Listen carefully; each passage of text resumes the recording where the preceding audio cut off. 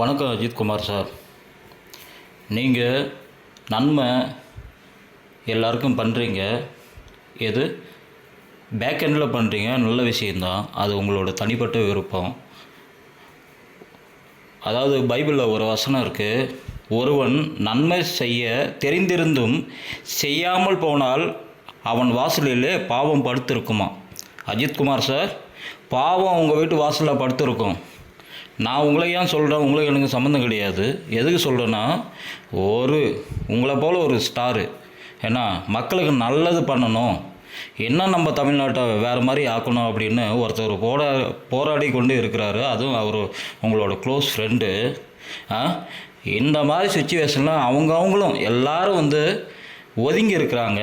இந்த இடத்துல ஒருத்தவன் கஷ்டத்தில் இருக்கிறான், ஒருத்தவன் சாக கிடக்கிறான், ஒரு பெண் படுகிறான். அந்த நேரத்தில் நம்ம துணையாக நிற்கணும் அப்படின்னு உங்களுக்கு அது தோணலையா? இல்லை தோணாத மாதிரி வெயிட் பண்ணி இருக்கீங்களா?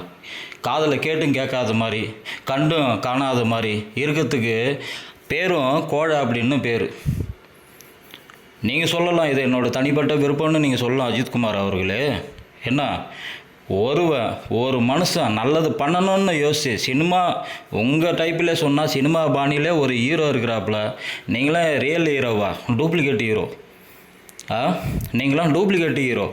அதனால் அஜித்குமார், நீங்கள் வயசில் என்னோட பெரியவங்க தான். நீங்கள் விஜய் எல்லோரும் பெரியவங்க தான். நன்மை யாரெல்லாம் நல்லது செய்யணும், மக்களுக்கு அடுத்தவங்க நல்லா இருக்குன்னு நினைக்கிறாங்களோ அவங்கெல்லாம் தெய்வத்துக்கு சமம்.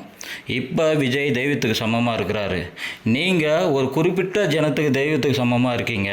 ஆனால் விஜய் தமிழ்நாட்டுக்கே, தமிழ் பேசுகிற மக்களுக்கே, தமிழ்நாட்டில் உள்ள எல்லா மொழி பேசுகிற மக்களுக்கும் தெய்வமாக இருக்க விரும்புகிறாரு.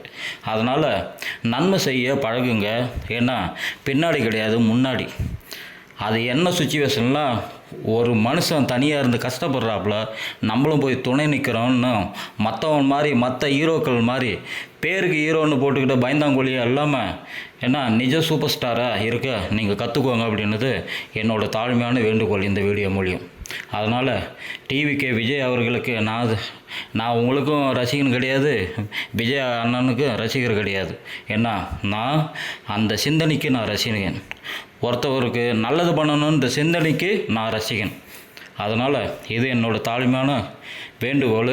நீங்கள் முடிஞ்சால் பண்ணுங்கள்.